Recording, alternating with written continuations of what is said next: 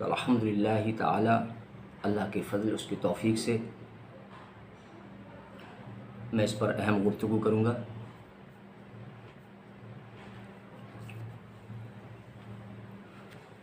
اللہ تعالی و اس کے رسول صلی اللہ تعالی علیہ وسلم نے تمام مسلمانوں کی احکام شریعت کو وضاحت کے ساتھ جائز و ناجائز اور حرام و حلال کے ساتھ واضح فرق فرمایا۔ سمع بالمزامیر کے مسئلے پر کچھ جاہل و کم عقل اور بے علم لوگ سمع بالمزامیر کو حرام کہتے ہیں، جبکہ ان کے پاس کوئی مستند و مستحکم دلیل موجود نہیں ہوتی، اور بعض غیر کاملین فقہا کسی مسئلے کی تحقیق کیے بغیر اور اس کے حقیقت حال کو سمجھے بغیر اپنی جاہلیت کا ثبوت دیتے ہوئے جائز و مباح چیزوں کو حرام قرار دیتے ہیں۔ ایسے فقہا کے اندر جائز و ناجائز کو سمجھنے کی صلاحیت ہوتی ہے، اور نہ تمیز اور نہ ہی علم اور نہ ہی کوئی پختہ دلیل ہوتی ہے، بس وہ اپنی گھٹیا اور عقلی سوچ کی بنا پر جائز کام کو ناجائز و حرام ٹھہراتے ہیں۔ اگر بالتحقیق دیکھا جائے تو ان کے فتوے بے بنیادی اور باطل اور حق کے برعکس ہوتے ہیں۔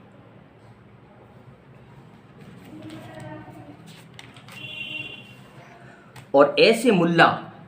خود کو سنت والجماعت کہتے، حالانکہ حقیقت یہ ہے کہ ایسے ملا 72 فرقوں کے زمرے میں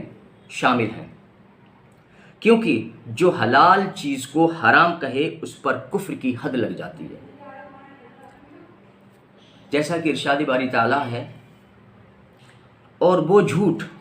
مت کہا کرو، تمہاری زبانیں بیان کرتی ہیں کہ یہ حلال ہے اور یہ حرام ہے، اس طرح تم اللہ پر جھوٹا بہتان باندھو، اور بے شک جو لوگ اللہ پر جھوٹا بہتان باندھتے ہیں وہ کبھی فلاح نہیں پائیں گے، فائدہ تھوڑا ہے مگر ان کے لیے دردناک عذاب ہے۔ یہ سورہ نحل کی آیت ہے، آیت نمبر 116 اور 117۔ ایک اور مقام پر ارشاد باری تعالیٰ ہے، حالانکہ اس نے تمہارے لیے ان تمام چیزوں کو تفصیلاً بیان کر دیا جو اس نے تم پر حرام کی ہیں، بے شک بہت سے لوگ بغیر علم کے اپنی خواہشات، اپنے تصورات اور من گھڑنت باتوں سے، بہت سے لوگوں کو بغیر علم کے اپنی خواہشات کے ذریعے لوگوں کو بہکاتے رہتے ہیں، اور یقیناً آپ کا رب حد سے بڑھنے والوں کو خوب جانتا ہے۔ یہ سورہ انعام کی آیت نمبر 119۔ تو کسی کے سماع حرام نہیں ہو جاتا، بلکہ اس کے لیے مستند و مستحکم شرعی دلائل کی حاجت ہوتی ہے، اور شرعی دلائل قرآن و احادیث سے معلوم ہوتے ہیں۔ اور جب کوئی امر یا فعل قرآن و احادیث و قیاس سے بھی ناجائز یا حرام ثابت نہ ہو تو اس کے حرام یا ناجائز ہونے کا ہر قول اور وہ امر باقی کاموں کی طرح مباح ہو جاتے ہیں، اور ہر وہ چیز جس کی ممانعت قرآن و احادیث سے ثابت نہیں تو ہر وہ چیز جائز و مباح کے زمرے میں شامل ہے۔ یعنی کسی چیز کا قرآن و احادیث سے ناجائز ثابت نہ ہونا ہی اس کے جائز ہونے کی سب سے بڑی دلیل ہے۔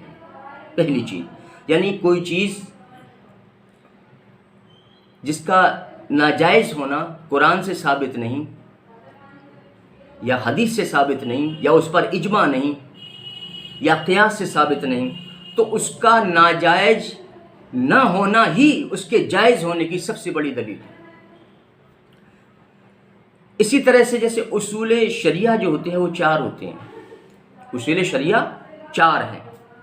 قرآن، حدیث، اجماع اور کسی چیز کا جائز یا ناجائز ہونا 4 چیزوں پر منحصر ہے۔ اور سماع بالمزامیر یا ڈھول بجانا لے لیں یا مسئلہ تعزیہ داری لے لیں یا پھر جلوس عید میلاد النبی کو لے لیں وغیرہ وغیرہ، تو کوئی بھی چیز ہو، کوئی بھی امر ہو، کوئی بھی فعل ہو، تو ان سب کے لیے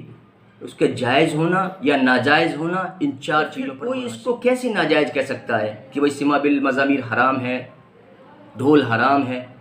یا تعزیہ داری حرام ہے، کیسے کہہ سکتا ہے؟ کیونکہ سبھی جانتے ہیں اہل علم کہ کسی چیز کا جائز یا ناجائز ہونا چار چیزوں پر منحصر ہوتا ہے۔ تو یہ سب تمام امور جو میں نے بیان کیے، نہ وہ قرآن سے ثابت ہے، نہ حدیث سے ثابت ہے، نہ اس پر اجماع ہے، نہ قیاس۔ اب اگر کوئی پھر بھی اگر ان چیزوں کو اگر کوئی یہ کہے کہ بھائی سماع بالمزامیر بھائی حرام ہے یا ناجائز ہے، تو اس کا یہ ذاتی سوچ ہوگی، اس کا گھٹیا تصور ہوگا۔ مقصود یہ کہ وہ جب تک کہ کسی چیز کے ناجائز ہونے کے لیے جب تک کوئی شرعی دلیل موجود نہ ہو، وہ اس کا ذاتی قول مانا جائے گا۔ حالانکہ سماع بالمزامیر کا جو مسئلہ ہے تو اس میں جو اشعار ہوتے ہیں تو نبی کریم صلی اللہ علیہ وسلم اشعار پڑھے گئے، اور بعض اوقات تو آپ صلی اللہ تعالیٰ علیہ وسلم نے خود اشعار پڑھنے کا حکم دیا، جو بے شمار کتب احادیث میں رقم ہے۔ یعنی حضور نے خود اشعار سنے اور بعض اوقات آپ نے اشعار پڑھنے کا حکم بھی فرمایا۔ اب رہا سوال مزامیر و آلات کی ممانعت آپ صلی اللہ تعالیٰ علیہ وسلم نے فرمائی ان کو چھوڑ کر، یعنی جن کی ممانعت آپ صلی اللہ تعالیٰ علیہ وسلم نے فرمائی ہے ان آلات اور مزامیر کو چھوڑ کر باقی تمام مزامیر و معازف اور آلات سب جائز ہیں، جیسے گھنٹی، گھنٹا، گھنگرو، ڈمرو، ڈگڈگی، ان کی ممانعت آپ صلی اللہ تعالیٰ علیہ وسلم نے فرمائی ہے، جو کہ احادیث سے ثابت ہے۔ اور اس کی اگر کسی کو مزید تفصیل اگر دیکھنا ہے تو ہماری کتاب ہے قوالی جائز ہے، اس سے حاصل کر سکتا ہے۔ یہ ہماری کتاب ہے جو نیٹ پر موجود ہے، تو اس میں سارے حوالے ملیں گے آپ کو، اور حدیث قرآن کی روشنی میں یہ پوری کتاب ہے، اور جن جن چیزوں کی ممانعت ہے اور کن چیزوں کی ممانعت نہیں ہے وہ سب آپ کو ایک حدیث کا ایک ذخیرہ ملے گا اس کتاب میں انشاءاللہ۔ اب اگر کوئی ڈھولک، طبلہ، ہارمونیم وغیرہ کو ناجائز کہے تو اس کا قول باطل ہو جائے گا، کسی دلیل سے، شرعی دلیل سے ثابت نہیں تو اس کا قول باطل ہو جائے گا۔ تو واضح ہوا کہ سماع بالمزامیر ہو یا ڈھول بجانا وغیرہ ہو، تو یہ سب چیزیں مباح اور جائز کے زمرے میں ہیں، کیونکہ اس کی ممانعت نہ قرآن سے ثابت ہے، نہ حدیث سے، اور نہ اجماع اور نہ قیاس سے، بلکہ اس کا جائز ہونا ضرور حدیث سے ثابت ہے۔ یہ جو سماع بالمزامیر جس پر آج ہم گفتگو کر رہے ہیں، تو اس کا ناجائز ہونا تو کہیں سے ثابت نہیں ہے، نہ قرآن سے، نہ حدیث سے، نہ اجماع سے، نہ قیاس سے، لیکن اس کا جائز ہونا یہ جو حدیث میں پیش نظر ہے۔ حضرت عبداللہ بن عباس رضی اللہ تعالیٰ عنہ سے یہ روایت ہے کہ نبی کریم صلی اللہ تعالیٰ علیہ وسلم نے فرمایا کہ جس چیز کو اللہ تعالیٰ نے حرام قرار دیا وہ حرام ہے، حلال قرار دیا تو وہ حلال ہے، اور جس چیز کے بارے میں اللہ تعالیٰ نے سکوت اختیار کیا ہے، یعنی اللہ تعالیٰ نے خاموشی اختیار کی ہے، تو وہ ہمارے لیے معاف ہے۔ یعنی کہ اب اس حدیث کے مطابق وہ تمام چیزیں جن چیزوں کا آج ہم استعمال کرتے ہیں، چاہے وہ گھر کی ہوں، کسی اور جگہ کی ہوں، وہ ساری چیزیں وہ ہمارے لیے کیا جائز ہیں کہ جن کا قرآن حدیث میں تذکرہ نہ ملتا ان کی ممانعت کا، تو ہر وہ چیز ہمارے لیے مباح کے درجے میں ہے۔ تو غرض یہ کہ جن چیزوں کی اب ایک لمبی فہرست ہو جائے گی، اگر ناجائز کی اگر فہرست بنانی شروع کی جائے تو ایک لمبی فہرست ہوگی، شاید ہے کہ پوری زندگی میں انسان پڑھ بھی نہ پائے، کہ وہ اتنی زندگی آج ہم جو استعمال کرتے ہیں پوری زندگی میں صبح سے لے کر شام تک، تو جو چیزیں ہمارے استعمال میں آ جا رہی ہیں وہ ساری کی ساری چیزیں مباح ہیں۔ کیوں ہیں؟ کہ جن کی ممانعت یا جن کا تذکرہ ہی نہیں ملتا قرآن حدیث میں، تو سمجھو کہ وہ ساری چیزیں ہمارے لیے مباح ہیں، جائز ہیں۔ تو اب یہ حدیث جو ہم نے بیان کی ہے کہ اللہ تعالیٰ نے جن چیزوں کو حرام قرار دیا وہ حرام ہے، اور جن کو حلال قرار دیا وہ حلال ہیں۔ اب جن کے بارے میں اللہ نے سکوت اختیار کیا، نہ یہ کہا کہ حلال ہیں، نہ یہ کہا کہ حرام ہیں، تو وہ چیزیں ہمارے لیے کیا ہے؟ معاف ہے، وہ سب۔ اور یہ حدیث ترمذی شریف کی ہے، حدیث نمبر 1726، ابن ماجہ میں ہے 3367 حدیث نمبر، اور ابو داؤد کی حدیث نمبر 3800،